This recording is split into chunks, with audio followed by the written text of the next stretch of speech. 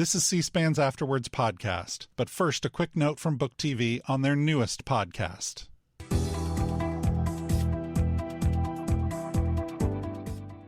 Well, C-SPAN's newest podcast is called About Books, and it's an insider's look at the book publishing business. We'll also look at some of the thousands of nonfiction books published every year. So join me, Peter Slen. I've been the executive producer of C-SPAN's Book TV for 15 years. We'll talk with publishing industry experts, give you a behind-the-scenes look at the publishing world, and each episode will also cover the week's bestsellers, trends, and latest book reviews. About Books is available as a podcast on Thursdays. Find it on the new C-SPAN Now app or wherever you get your podcasts.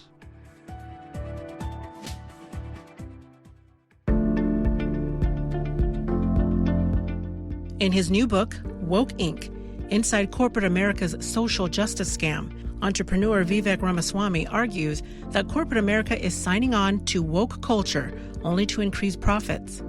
A big part of what I take aim at in the book isn't just the woke ideology in and of its own right, but its merger with capitalism, which actually taints both the progressive values that corporations are asked to be stewards of, as well as tainting corporate purpose in and of its own right as well. He's interviewed by Greg Mankiw, former chairman of the President's Council of Economic Advisors during the George W. Bush administration and a Harvard University economics professor. More in a moment. So Vivek Ramaswamy, welcome. It's a delight to be here to chat with you. Congratulations on the book. I know how much work it is to write a book, so congratulations on finishing, and also congratulations on its great success. I've been watching its sales ranking on Amazon, and obviously you've hit a chord because a lot of people are buying it, and that's great because it's a great book, very readable, very interesting, very provocative, and on a very important topic. So I'm delighted to be here to chat with you. But before we get to the book, I would like you to tell us a little bit about your biography, because I think your biography shapes the things you're writing in this book. And you have a very interesting biography, and one that honestly I didn't know until I first met you, I guess about a year ago or so. So why don't you tell us a little bit about Vivek? Yeah, no, thanks. I appreciate that. So I was born and raised in Ohio, which is actually where I also live today. And my parents were immigrants from India. My dad came over in the late 70s, my mom in the early 80s. It's funny, side story. We used to ask my dad, why did you come halfway across the world to Cincinnati, Ohio, of all places?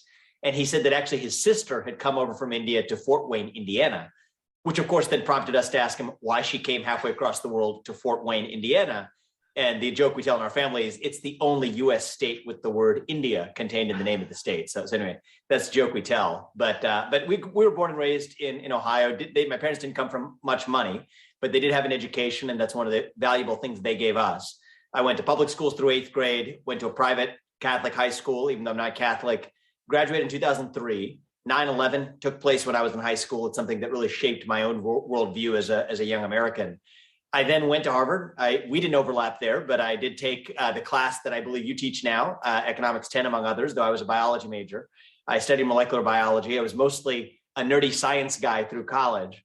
And then when I graduated, I actually got into the world of biotech investing in the fall of 2007, just before the 2008 financial crisis, which I will say also dramatically shaped my views of not only capitalism, but the merger of capitalism and politics, one of the core themes in the book. Anyway, I did that for several years. I did it for 7 years. 3 years in, I actually told my bosses that I was going to leave and go to Yale Law School because I had this itch at the intersection of law and political philosophy that I had never fully scratched. Turns out that actually got me some career mobility instead. They said you could manage a portfolio for us, go do it from Yale. So that's what I did. And I spent 3 years there, met my wife, probably the most productive thing that came out of it. She was my next door neighbor. In med school she was. But anyway, when I graduated, I came back to my job as an investor and realized that I was much more interested in getting hands-on involved in addressing some of the inefficiencies in pharma that I couldn't address as a bystander, as an investor. So I left my job as an investor this time for real and started a biotech company called Roivant, which I built from 2014 to 2021. I served for 7 years as the company's CEO. I stepped down this January to give myself the latitude to really speak freely in an uninhibited way in not only rolling out this book, but addressing some of the contentious issues that I'm now speaking openly about as a citizen. And suffice to say that having built a company was a challenge, probably the most gratifying thing I've done in my professional career. But I did step down because I felt that I, A, needed to speak freely in a way that didn't harm the company, but B, also needed to exercise some of my own civic duty in putting a spotlight on what I have seen behind closed doors in elite America over the last 15 years. I wasn't born into elite America, but I have lived it for the last decade and a half. And some of the things that I learned, I think, were experiences and insights and perspectives that I felt I needed to share to be able to shape the conversation about where we go as a people from here. And I think that's what's at stake at the heart of this discussion about the relationship between capitalism and democracy. Yeah, you did a great job in the book, especially in the last chapter, I should say, on summarizing the theme, which as I take it is that when capitalism and democracy are trying to mix themselves up too much, both suffer for it. And that they each have a role in our society, but you have to be very clear what each of those two pillars are and what they can do. So you experienced this as a CEO, but you experienced it even before you were running a major company, even as a student. So you had this great story earlier on in the book about your summer at Goldman Sachs. Do you want to tell us a little bit about that? Yeah, well, look, Goldman Sachs is one of the archetypes that I keep coming back to in my book of some of the themes that I talk about the relationship between the private sector and government, between capitalism and democracy. I think Goldman Sachs, for better or worse, in my opinion, for worse, typifies that relationship. Now, one thing I should say to the audience, by the way, Goldman Sachs for those who don't know, it was traditionally an investment bank, now a commercial bank, but it's one of the financial institutions that's considered really elite. So among the top Harvard students like you were, getting a job at Goldman Sachs that's like the pinnacle. That's really what you aim for better or worse. I'm not sure it's always for better. There's things I would like to have been better at. It turns out one of the things I've been really good at is getting myself into protected corridors of elite America. I've done that over the last 15 years, and there are better skills one can have, but it turns out that was a skill that either on accident or on purpose I happen to have repeatedly practiced. I did that into the summer of 2006 included when I was a student at Harvard and took an internship at Goldman Sachs. And, there was something I learned that summer, but it wasn't the thing that I expected to learn. I thought I would learn about evaluating and valuing companies. The disappointing part about the summer is I didn't learn very much about that.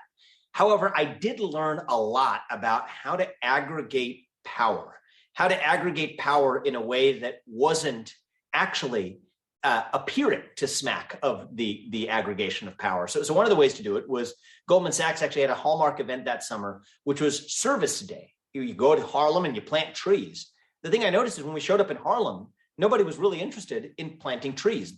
Everyone showed up, except for the boss, who actually was nowhere to be found, but nobody was really planting trees. They were telling investment war stories. They were catching up on office gossip. Nobody was really planting trees, the thing we went to Harlem to do. Then, of course, the boss shows up an hour late, the managing director, the guy at the top of the food chain, who, by the way, at Goldman Sachs, a little known secret, they wear slim fit suits, tailored shirts, but they don't wear Rolexes. They wear these visibly cheap black rubber wrist strap digital watches as a show of sort of false humility. But anyway, he shows up not only with that watch, but with the slim fit suit and Gucci boots and says, hey guys, look, we're going to take some pictures and get out of here. That's exactly what we did. We all went to a bar nearby and started drinking. And so I asked one of the older associates nearby, I said, look, if we wanted to call it a social day, we should have just called it that rather than calling it Service Day. And his response stuck with me. He said, have you ever heard of the golden rule? I said, of course I had. I told you I've been to a Catholic high school. I said, it's you treat others like you want to be treated. And he said, no, the golden rule is this. He who has the gold makes the rules.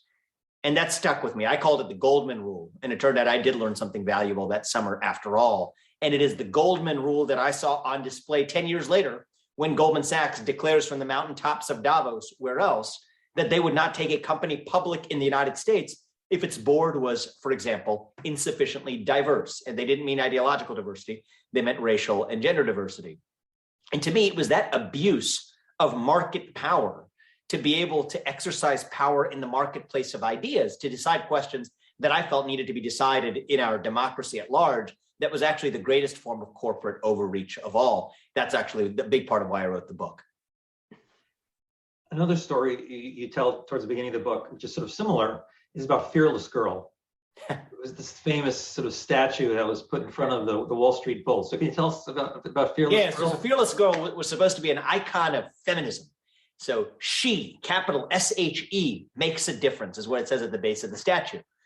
She's supposed to stare down the iconic Wall Street Bull, the male power that stood for. Well, it turns out that was commissioned by State Street Global Advisors, as you probably well know, an asset management firm. And it turns out that SHE stands not just for she, but it also is the ticker of the exchange traded fund that was the so-called something like a diversity index, a well-selected cabal of stocks that embodied some of these progressive social values. And of course, they charge a fee in the process. It was even better than that.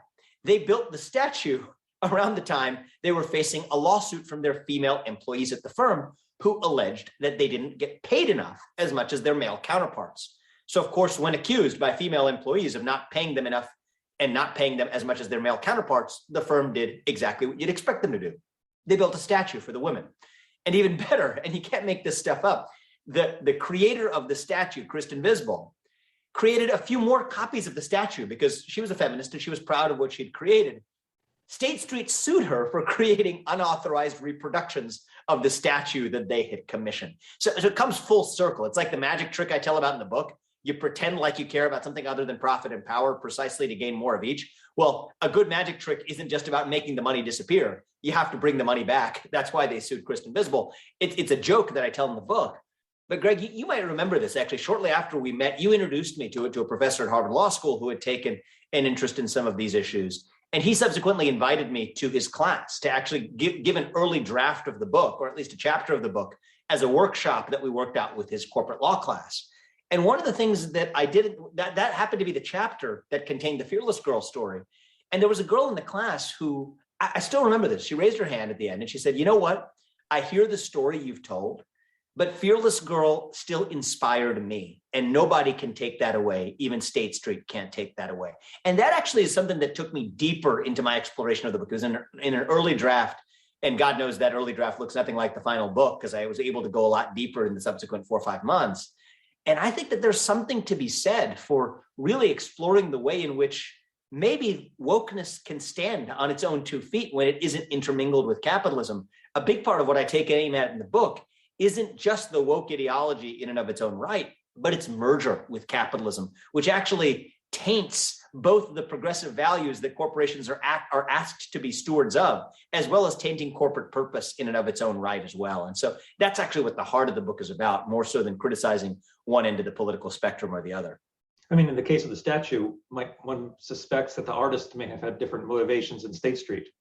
And exactly. The student was really being motivated by the artist's.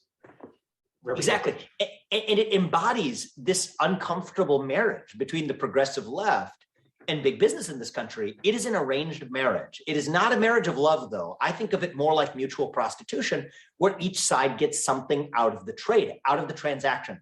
The artist got some money out of it. State Street got cover for their lawsuit that they were facing from their female employees. The same thing is happening, I think, writ large in the post-2008 era since Occupy Wall Street, where effectively, if you're a big bank, Occupy Wall Street is a tough pill to swallow.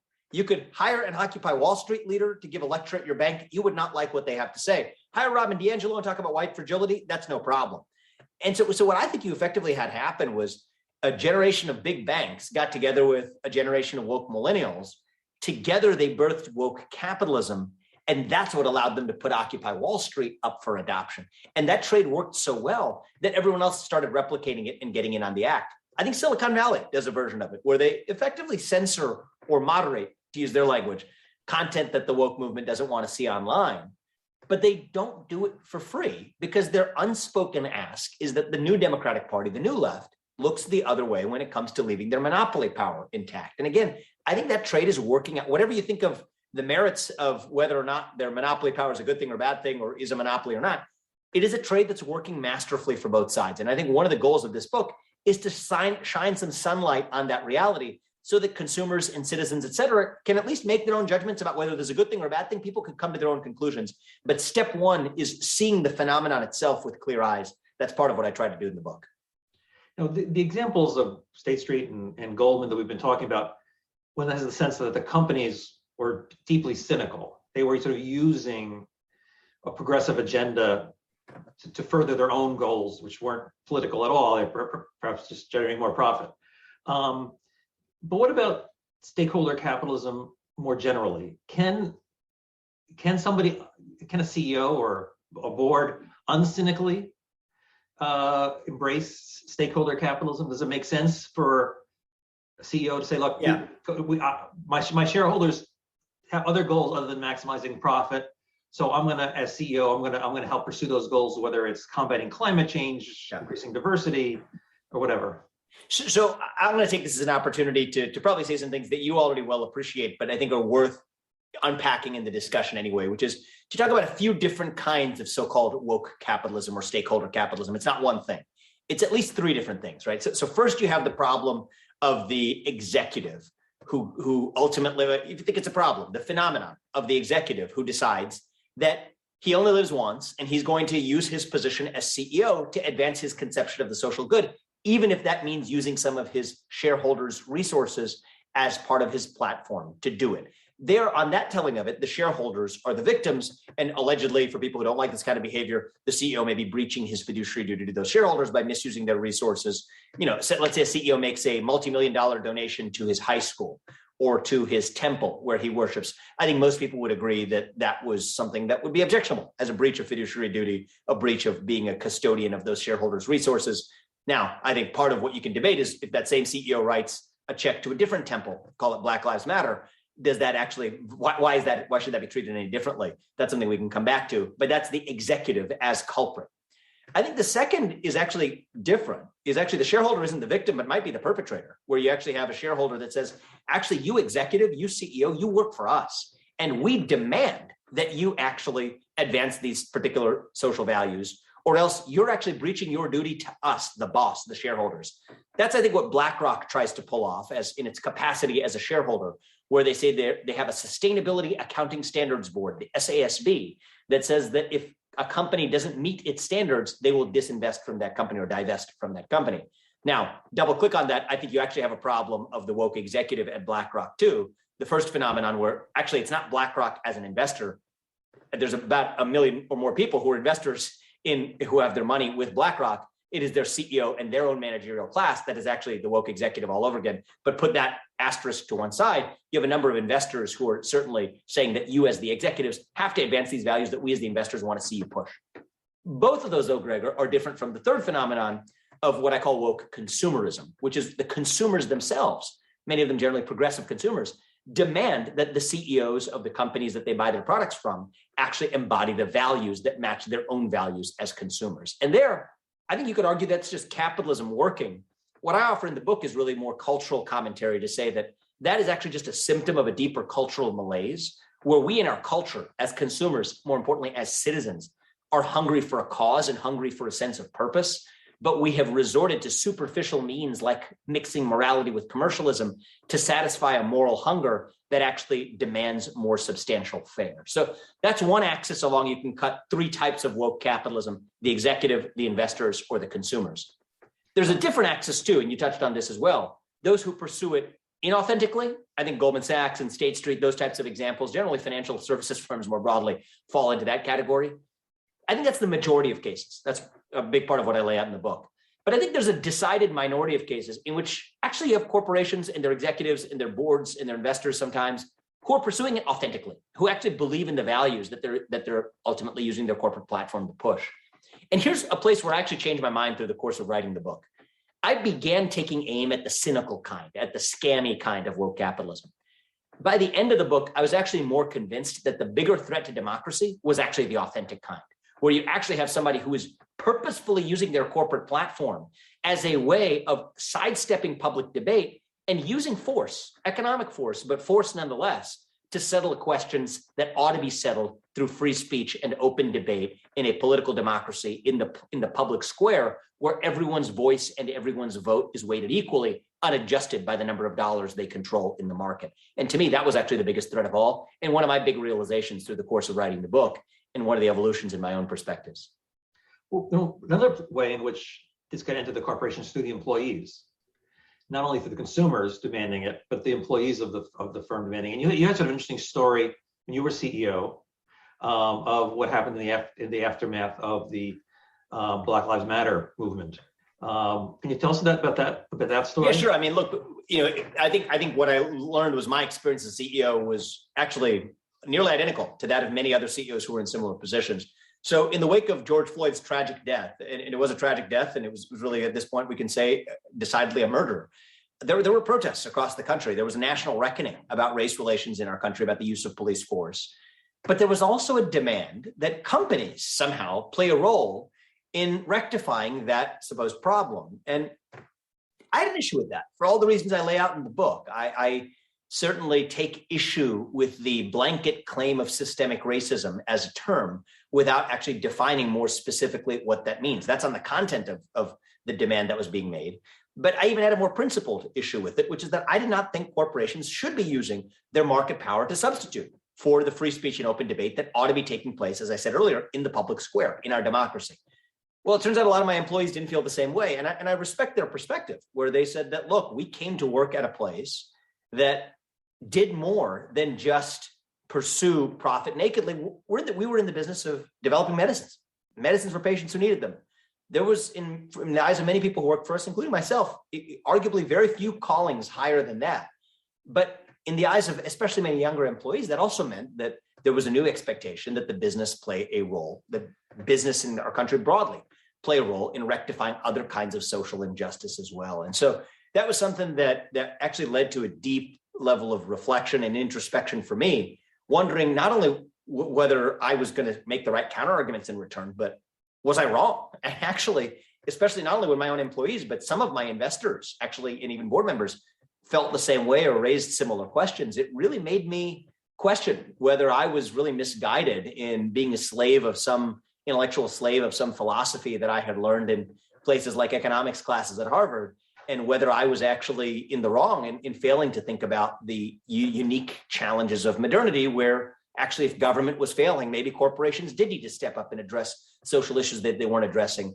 I came out on the other side of it, I will say, with a stronger conviction in my own position of why it was important for the sake of democracy and capitalism to separate each from the other. But I think it was on the other side of a journey that I'm really grateful for, including grateful to my own employees for being able to take me through a personal journey of deconstructing that view first before constructing it and building it up with, I think greater and more solid foundation on the other side of having gone through that journey. Now, you eventually stepped down from being CEO, in part to write this book. If you had stayed, and there were these continuing pressures coming from your board, from your employees, maybe from customers, who knows, how do you think you would have responded? Well, it's funny. I went through that journey of introspection, and one of the places that ended was, about 7 months later, when I realized that actually my own philosophy had taken me full circle. Now, to be clear, unlike Larry Fink or sort of CEOs who have a different worldview, who are perfectly comfortable using their seat of corporate power to foist their social views onto others, I never did that. At least I believe I never did it during my time as CEO of a company. However, I had begun speaking out, regularly writing in the Wall Street Journal, regularly, appearing even on cable television and other media, expressing my own views on actually the very topic of capitalism, the spread of critical theory in academia, the spread of ideas spawned by critical theory in the corporate sector and other spheres of American life. These are contentious topics. And I actually had to take a step back and actually, in some ways, practice what I preached, walk the walk, in recognizing that as a CEO, while I did my best to avoid using the corporate platform as a way of foisting my views onto others, the nature of the topics I was talking about were such that was impossible to do perfectly in practice. And so in order to actually protect the company from my own perspectives, and also to protect my own ability to speak freely without having to think in the back of my head about what the stewardship role is that I was playing for the company while I was speaking as a citizen, I thought the best thing to do was to separate my role as a CEO from my role as a citizen. I had been a CEO for 7 years. And, if I'm being perfectly candid, I wouldn't have been free to write everything that I was writing in the book if I had to also run it through the lens of deciding what impact that was going to have on being extrapolated to be the business's voice on these issues too.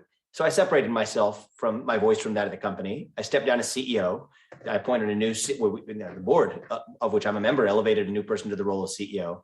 And that really allowed me to speak more freely, not as a CEO, but as an ordinary citizen. And I hope that everyone would find a bit of what I had to say worthwhile.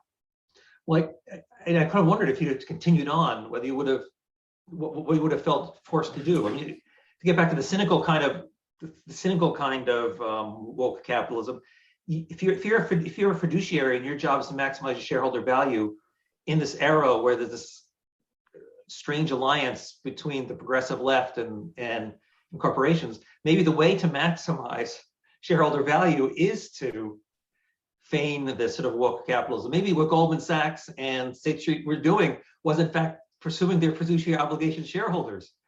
It's possible.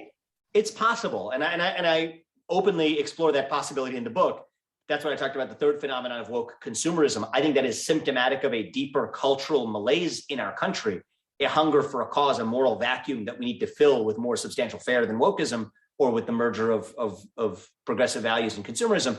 But it may be right that narrowly, if you're to take that as given, maybe companies are doing the right thing. There's also an alternative school of thought, which, in certain sectors could also be true, that actually this is a temporary market inefficiency. And there's a great opportunity in the other direction where you have half the country that is actually quietly frustrated with Nike signaling its virtue and its alignment with Black Lives Matter in the way that it is. When there isn't a good sneaker alternative, that actually could be an opportunity for somebody to create an alternative, a right-wing alternative version, for example, to the left-wing version that is ultimately being pushed through the consumer sector today. That's kind of what you see with Black Rifle Coffee, for example. As best I can tell, it's Starbucks for Republicans. I have an issue with that, though. My main issue with it is, and I talk about this a little bit in the book, if this were Shark Tank and I was betting on it and there was a competent entrepreneur, I actually think in many cases there is an opportunity to be able to use a different set of values, not progressive values, but maybe more conventionally conservative values, and commingle that with the pursuit of profit in a way that appeals to a different kind of hunger for a cause. I don't think that's good for us as a people or as a country, though, because the private sector, our economy, our sports stadiums used to be places that brought people together irrespective of whether they were Black or white, irrespective of whether they were Democrat or Republican. But once we lose that in a divided polity like ours, in our democracy, when it's divided, we actually lose the possibility of solidarity itself when our economy and our companies and our sports become politicized as they have. And I worry that if we lose those apolitical sanctuaries that used to bring us together across our divisions, we may be closer to a trajectory towards civil war than one we are towards achieving solidarity in our own right. And I think once we have two economies, a Republican baseball and a Democratic baseball, or a Republican coffee and a Democratic coffee, that may be the beginning of the end of the American experiment as we know it, or at least the version of the American experiment that you and I probably grew up idealizing, acknowledging the individualism and the American dream that we could each pursue in the economy, but against a backdrop of democratic solidarity that still bound us together as citizens. I think that if that fractious polity now invades the sphere of the economy that actually helps people, bring people together. I actually talk about it in the early part of the book, how the spread of capitalism helped break down the caste system, a social structure in India. Capitalism has the ability to bring people together across otherwise politically or even culturally divided categories. Once we lose that, but actually make capitalism itself a source of further division, I worry that's the beginning of the end. And I think that may be where we're naturally heading, absent some kind of serious cultural intervention. And I hope that the book serves as one of those forms of cultural intervention where I offer a different vision of how we could go forward. You mentioned a moment ago some skepticism you have about the idea of systemic racism. I want to explore that a little bit, because you mentioned it in an offhand way in the book, but don't really go into a lot of depth about it. It's certainly clearly the case that the legacy of slavery was horrific, and that African Americans today, on average, experience worse economic outcomes and have more difficulty in life, I think, than other racial and ethnic groups. To what extent is that a problem in your eyes? And to what extent do corporations have a responsibility for thinking about that? And to what extent, and if not the corporations, what other institutions do you think should be stepping up, and what should they be doing? Yeah, so I have a few issues with the modern dogma of systemic racism. One of them is actually a claim of descriptive clarity. It is unclear to me what the term even means. Racism means something to me. It is taking action on the basis of some type of pernicious prejudice. That's racism. I understand what that is. I think it's wrong. I think it exists, and I think we should combat it. I think it exists in a much smaller scale today than it has in prior eras in American history. I think we have made steady progress over the decades to reduce the problem that racism represents. I think racism represented a pressing problem in America decades ago. I don't think it represents a pressing problem in the same way that it did 60 or 50 or 60 years ago. I think anybody who claims it does, which is I think a big part of what the progressive left claims, many of the progressive left claim today, I think is disingenuous to say that we are in the same place we were in the Jim Crow era in the 1960s or 70s, or where we were, in the 1960s and 70s, or in the Jim Crow era, or in the era of the 1860s or 1850s when we had slavery, I think is a pretty preposterous claim. So first of all, I think systemic racism is a sloppy way of actually defining what the problem itself is. I understand what racism is. I don't believe the narrative of systemic racism has been appropriately fleshed out to even be defined as a phenomenon. I have a different problem with it too. That the same force that gives us the verbiage of systemic racism also gives us a set of solutions that demand fighting racism with more racism. And I personally am of the John Roberts school of thought, where the best way to end discrimination on the basis of race is to stop discriminating on the basis of race. And yet Ibram Kendi, take it from me, take it from the best and most articulate proponents of the alternative view. Ibram Kendi, I think a near direct quote from his book, How to Be an Anti-Racist, is the only remedy to past discrimination is present discrimination. The remedy to present discrimination is future discrimination. Agree or not, that's what he said. I disagree. And I think that's a big part of my view, that the dogma of systemic racism effectively is commingled with a set of solutions that demand further racializing solutions, which I think are actually likely to be counterproductive in every direction, including in the direction of actually serving poorly the Black community and some brown communities that I think are actually supposed to have been helped by this dogma. But the third thing that I really reject is the idea that we should actually bring a prism of race to evaluating struggles that could equally or even more powerfully be evaluated through the lens of class instead.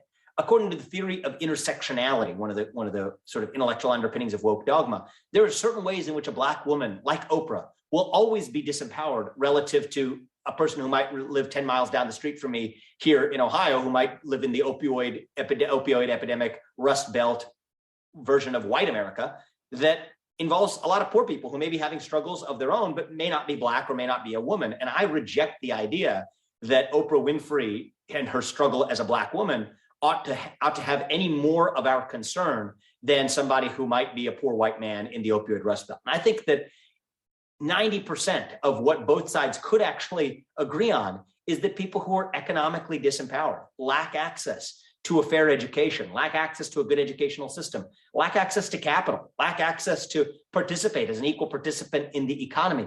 That's actually a more universalist message for the left, I think, to embrace, that I think could be more about an agenda that lifts everyone up from disempowerment that everyone shares in the same way. And I think that part of the issue with the new woke movement is actually obfuscates the kinds of solutions that could economically empower everyone by instead obsessing over genetically inherited characteristics like race, gender, sexual orientation, which I think is what the woke movement is focused on today. So I think that the narrative of systemic racism is sloppy, it is lazy term, and I think we ought to define exactly what we mean for inequities that we do need to address, but they may be inequities that affect people even along axes that have nothing to do with race. Well, it sounds like if you were talking not to some mere Harvard professor, but the Harvard president, you might suggest rethinking, say, affirmative action. I would. I think. So what would you recommend to the university president? Yeah. So I want to give you my actual nuanced position. I'm generally against affirmative action. Okay. I think affirmative action is a disservice to the people who it's supposed to help, in part because, for the simple reason, where when you now look at a Black pilot in the cockpit of United Airlines, once they have a quota system that was predicated on getting 50% women or pilots, women or people of color as pilots in the cockpit, and had to get rid of the tests for pilot competence that they previously used, there is no way that any human being can be faulted for at least having a moment or an instinct of questioning whether a female pilot or a non-white pilot in the cockpit would have passed those same tests, because United Airlines told us that they had to get rid of the tests in order to create this new quota system. And I think that fosters an unfair new brand of judgment that no Black pilot or no female pilot deserves. And I think that that is something that is unjust, not only to the white pilots who were excluded, though that might be one strain of injustice we care about, but an injustice to the very people who may have earned their position, but now can't be distinguished from those who didn't. I think that actually creates a new wave of racism on its own, reinforcing the idea that minorities of certain racial categories could not excel but for elite intervention. This new idea that is gaining some popularity, I'm sorry to say, that math is racist, the discipline of math, the idea that 2 + 2 = 4, that discipline, that is racist because of the inequitable outcomes in mathematical achievement, I think is itself a racist idea. And I think that one of the things that we risk doing is right when racism has actually reached an all-time low in the United States, the final burning embers, we're actually throwing kerosene on it and turning that into a new conflagration of its own. So that's part of an issue that I have with it. Now, as it pertains to Harvard, since you asked me a really precise question, look, I actually think there's something to be said in a liberal arts university to create the conditions for students to have an opportunity to interact with people of every stripe and banner. Some from legacy students who came from, I wasn't in this class myself, but I was exposed to kids who did come from multi-generational Harvard families, billionaire families in New York City or whatever, that I, as a kid who grew up as a first-generation kid Indian immigrants who came to this country with no money in Ohio, would never have interacted with. And in some ways was actually able to benefit from because it was a totally different culture, just as much as I was able to interact with Black kids from the inner city who grew up in a very different kind of challenged circumstance than I did. And I think that I benefited as a student from all of those things. And Harvard only gives about 2,000 seats a year, give or take, to a class. You know, there's probably about 5 times as many students who could have been just as well qualified to attend there. So the ability to use some idea of composing a truly diverse class on the basis of diversity of experiences is something that I really, that I'm really quite sympathetic to. But what I would say is the best way to screen for diversity of experience is actually to screen candidates for the diversity of their experiences. The best way to screen for diversity of thought is to screen candidates for the diversity of their thoughts. And I think the idea of using race or gender as a proxy for the diversity of one's thoughts, I think actually commits the very transgression that racism was committing in the first place, which is to conflate the content of someone's thoughts with the color of their skin. I think we should reject it, especially in the corporate sphere. I have a slightly softer corner as it pertains to liberal arts universities that are composing a diverse class. But at the end of the day, I think we would strictly be better off as a society if even there and elsewhere too, we abandoned the project of affirmative action and instead began an earnest process of screening for diversity of experience and diversity of thought. And I would posit that we would actually end up with classes or corporate workforces that don't look that different than they look today either, but actually with a much more vibrant diversity of thought and experience in the process. To change the topic just a little bit, you talk about who the beneficiaries of woke capitalism are. And you have one chapter, a very interesting chapter on the managerial class as a benefit. So can you tell us who do you mean by the managerial class and how do they benefit? Yeah, look, so when I think about companies, you have different classes of groups in a company. You have the entrepreneurs or the founders, you have the investors that back those founders, you have the employees who follow the founders to be able to work for them. Those may be the 3 legs of the stool. Turns out as a company grows, there's a 4th leg to the stool, which is hired management, people who are paid by the shareholders, by the board to run the company that then create bureaucratic layers that intermediate the relationship between those other 3 stakeholders. The problem with being a member of the managerial class is this: the more people you are accountable to, the less accountable you are to any given one of them. And once you are accountable to everyone, you are accountable to no one.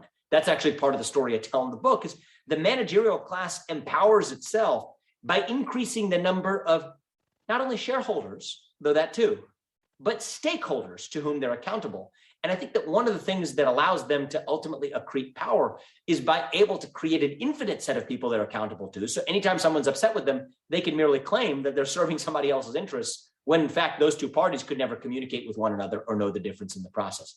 It's one of the agency failures that you discuss in probably economics class or in law schools, principal agent problems that arise from hiring somebody to be a steward for the person who's the ultimate owner.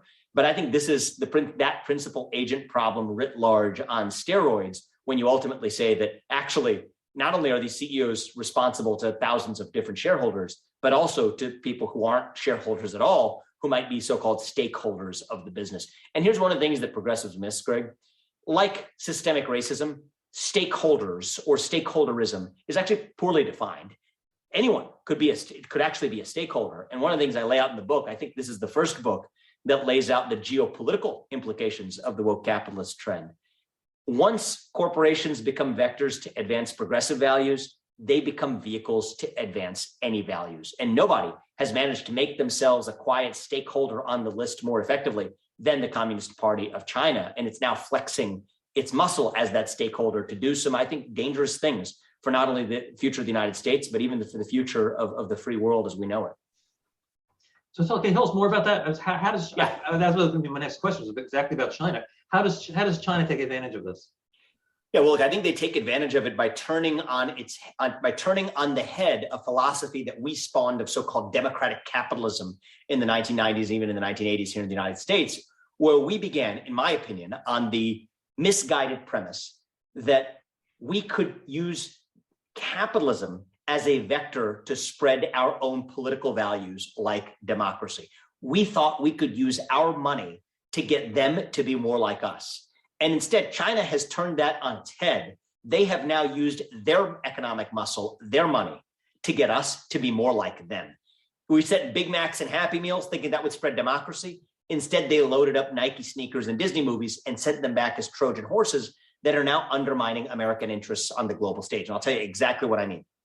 When you meet the demands of stakeholder capitalism, especially the woke breed of stakeholder capitalism or woke capitalism, part of what that demands is that companies criticize injustice, even microaggressions, micro in its own terms, aggressions here in the United States, like systemic racism or transphobia or misogyny or bigotry or whatever the social cause of the day is. Yet they do not say a peep as they continue to do business in China. Worse still, they even praise the Chinese Communist Party. Just take Disney, which a couple of years ago said it could not shoot a film in the state of Georgia if Georgia had passed the equivalent of an anti-abortion statute, something like a heartbeat bill. Yet they did not say a peep as they filmed Mulan in the Xinjiang province of China last year, where there are over 1 million Uyghurs in concentration camps, subject to forced sterilization, communist indoctrination. I think in one of the great human rights abuses committed by a major nation since the Third Reich of Germany, Disney doesn't say a thing. In fact, at the end of the film, if you look in the credits of Mulan, this is actually one of the things I lay out in the book, in the credits of Mulan, they actually quietly thank the CCP. They thank the local authorities in Xinjiang, including some of the very authorities that are responsible for committing those human rights atrocities. And so that two-faced behavior, Greg, isn't just about hypocrisy. It is about eroding the moral standing of the United States by creating a false moral equivalence between what I think of as Chinese nihilism and American idealism. And I think that erodes our greatest geopolitical asset of all. That is not our nuclear arsenal. It is our moral standing on the global stage. And once we've lost that, I think that we've actually lost our status as a great power in the what I think is the defining Cold War of the next century. Okay, so suppose somebody's persuaded by all these arguments. What do we do? Who should do what? Do we need new laws? Do we need to elect different leaders? Do we just need to change our cultural mindset? Who's supposed to change their behavior? Well, I think that the biggest solutions are in our culture, and that's where I'm most focused. I do lay out a series of legal solutions in the book, policy solutions that I think could make a difference. I think some of the problem traces back to the uneven-handed application of public policy itself. For example, what you see in the workforce right now is a lot of people are afraid of expressing their beliefs, not only at work, but even on their own time. The number of people that have been fired over the course of the last couple of years for what they said at home or on social media or for wearing a Trump hat to work last year is staggering. And I think that that's actually, I go through a list of those examples in the book. And I think that that's a product of the application of policy that's not applied even-handedly. Either we get rid of protected classes like race and gender and sexual orientation and national origin and religion altogether, or we apply that even-handedly in a way that actually reflects the real form of discrimination that we see in the workplace today, which I think is on the basis of political perspective and political speech. So I say add political speech or political belief as a protected category right there up to next to race and sex and religion or national origin. And I say if you can't be deplatformed or fired for being Black or gay or Muslim or Jewish or Christian or white or whatever, then you should not be able to be fired or be deplatformed just for being an outspoken conservative or an outspoken liberal for that matter either. Those are the kinds of solutions that I propose in the book. Section 230 reform is also a place where I spend a bit of time, Greg, where you're probably familiar with this, but Section 230 is a statute that, among other things, immunizes private companies, internet companies in particular, from tort in states for removing content that is otherwise constitutionally protected. And it's actually one of those rare statutes that says otherwise constitutionally protected in the text of the statute itself. Well, my own view is, again, you can't have it both ways. Either you don't get the special form of protection from tort law in the states, or you do get a special federal protection. But if you do, you're bound by the same constraints as the federal government itself, including the First Amendment to the Constitution of the United States.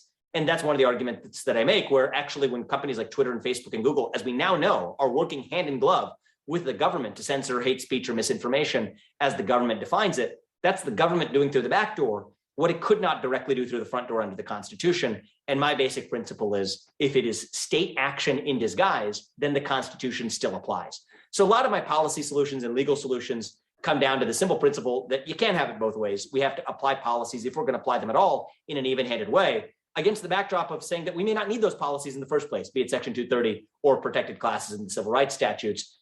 Everybody else seems to think those things are really necessary, but if they are, then I think we need to modernize them in ways that actually reflect the unintended consequences of political discrimination that they've created today. All of those are just symptomatic therapies, though. What I think we really need in this country is a cultural cure, a revival of the shared identities, the shared identity that actually demarcates us as Americans today. I think we've lost that. I think patriotism is on the decline.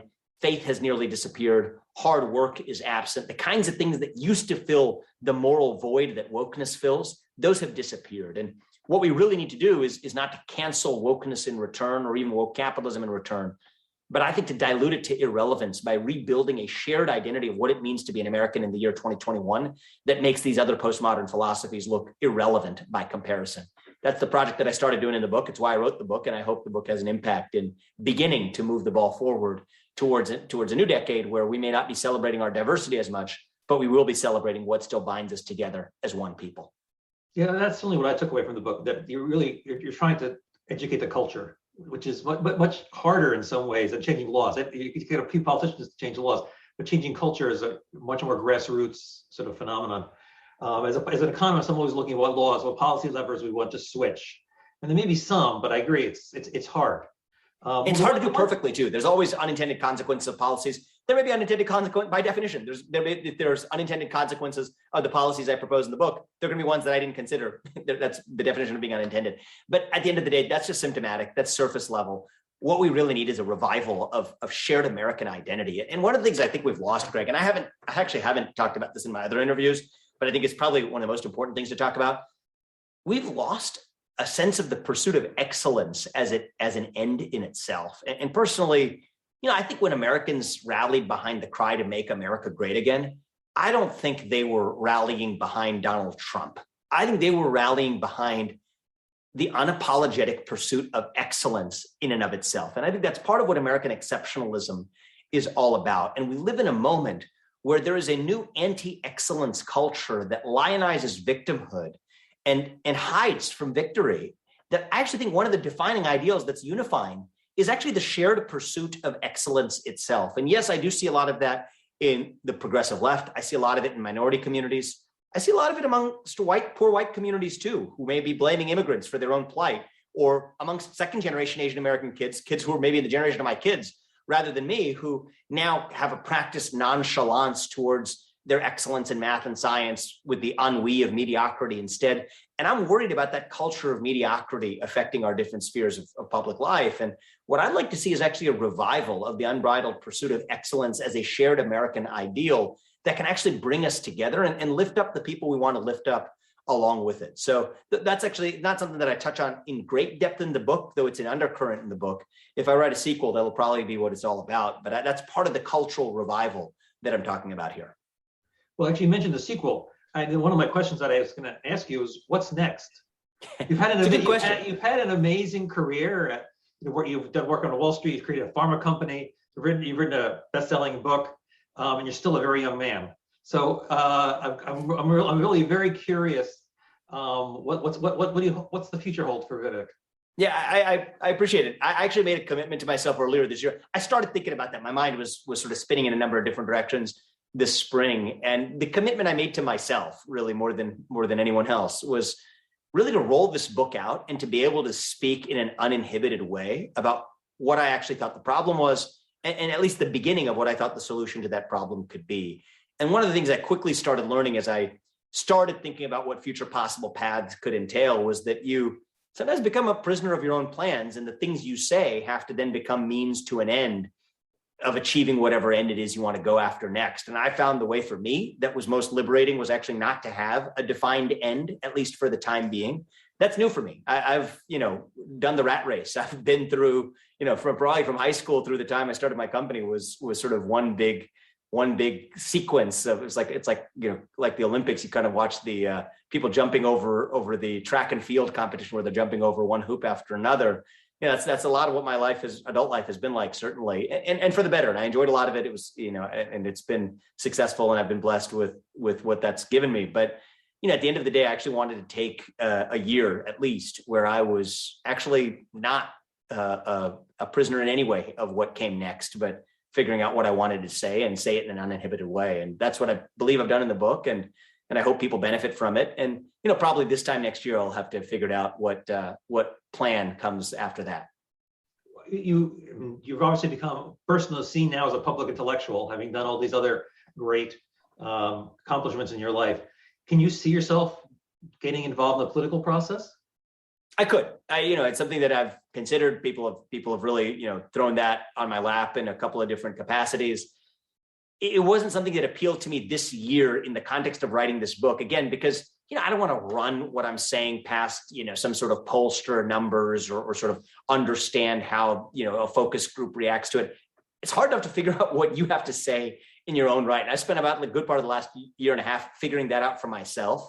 And I wanted to finish that process and see it through before, inevitably getting trapped in the machinations of a political career.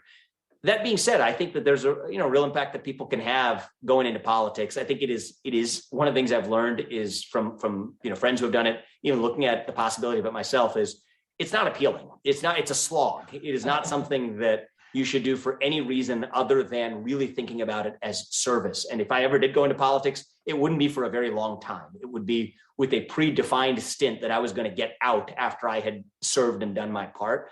But I've also become convinced, as you said earlier, that a big part of the change we need to see is in our culture. And in some ways, lawmaking can't fix that.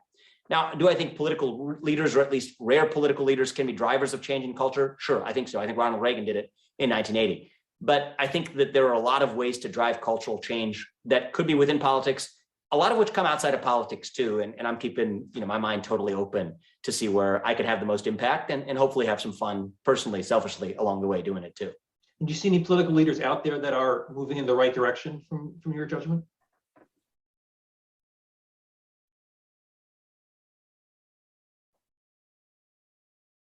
Not that immediately come to mind.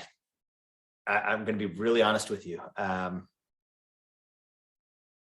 Joe Biden very explicitly endorsed stakeholder capitalism. He thought the idea that that shareholder capitalism was antiquated. That he's obviously he's the most successful political leader we have right now, and he's very explicit in wanting to move in the opposite direction that you're advocating. He's moving the opposite direction that I'm advocating here. I still rooted for his success, Greg, where when he took office, he said he wanted it to unify the country. I took him at his word. And I was rooting for him to succeed because that would have been something that was probably what our country may need now more than anything else. I've been disappointed in that I'm not sure how committed he is or even ever was to that idea. For example, look at the struggle with driving vaccination in this country. I think the single thing he could have done when taking office was to give credit to the Trump administration.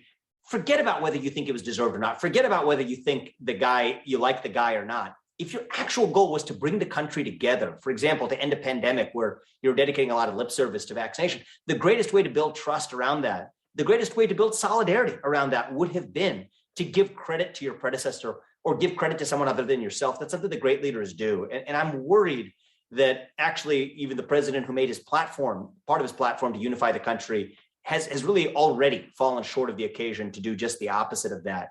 And when I think across, the full political spectrum, is there anybody who I really see as embodying that ideal? Not right now, if I'm being perfectly honest with you, but I think that if we learned anything from the 1980 version of this, it's going to be somebody we're not thinking of right now, may not have heard of, may not even, may not even be in the front pages of our newspapers. I hope I'm sure that person or those people exist. I just hope they step up and do what our country needs. Yeah, the political system surely can surprise us all the time. Sure. And political candidates often come out of nowhere and capture the popular imagination. We only have a few minutes left, and I want to move away from your book for the last few minutes and ask what other books you recommend. I love your book. I strongly recommend people go buy it and read it. I think it's very readable. These are important issues, but you present them in a very readable way. So I don't think anybody would have trouble getting through it. Like I said, it's the kind of books I write. But I've read some of yours too, by the way. So. Oh, good. It's nice to hear. Nice to hear you're well educated. But anyway, if you look at your own intellectual development, are there sort of books out there saying, I'm really glad I read that. That was influential to me. I remember for example, when I was a freshman in college, I read Mill's On Liberty, which was very influential in terms of. Yeah. Is anything that you'd particularly recommend for the readers out well, there? I've read a lot of some things that influenced my book. I read a little bit of Ludwig von Mises, somebody who writes about the psychological need created by capitalism itself, or Friedrich von Hayek. One of the books that I actually want to recommend is let's just go outside the sphere of economics, was actually The Brothers Karamazov by Fyodor Dostoevsky. And it's actually a story from that I quote in the book that I'll sort of tell for the purposes of today. But I just think it is one of the books, a lot of what Dostoevsky writes, that captures the human experience in ways that only literature can. He actually tells a story about Christ that didn't come from the Bible in this chapter entitled The Grand Inquisitor, where Christ comes back to earth in the middle of the Spanish Inquisition in Seville, Spain. And the Grand Inquisitor in the church spots Christ on the street, and he has him arrested. And he puts him in a prison cell. And the iconic dialogue of that chapter is what the Grand Inquisitor says to Christ in that prison cell. And what he says is, we, the church, don't need you anymore. In fact, your being here is an impediment to the mission of the church. And then he sentences Christ to death. And now, in the book, what I talk a little bit about is how that parallels what I call the church of diversity, where in the name of diversity, we've actually sentenced to death true diversity of thought, all the while keeping up the appearance of diversity. So that's kind of how I use that in my book. But there's so many different layers far beyond what I take into Woke Inc. from that lesson that I took away from a lot of what Dostoevsky writes. A couple more recently published books that I think are actually not bad either are Cynical Theories, which I discuss in the book. Actually talks a little bit about a lot of postmodern philosophy on its own terms, written by two really interesting authors, James Lindsay and Helen Pluckrose, who at least I gathered from recent social media commentary, have been kind enough to read my book as well. But I quote them in my book, and I think it was a pretty cool book that came out recently that doesn't focus on the corporate sphere so much, but focuses more on academia. Gad Saad's book recently, The Parasitic Mind, I think fits that description as well in academia. But no one had really done it in corporate America, which is why I built on a lot of the ideas that some of these thinkers had really developed in spheres of public life that went beyond corporate America. But I applied them to my analysis of corporate America, and then went in a different direction altogether. So those are a sample of a few things that stuck with me, off the top of my head. Well, thank you. Those are great recommendations. That's one Dostoevsky book I have not read, so I will put it on my list. Vivek Ramaswamy, thank you very much, and congratulations on your book. Thank you. I appreciate that. Thanks for listening to C-SPAN's Afterwards podcast. Be sure to check out our Lectures in History podcast.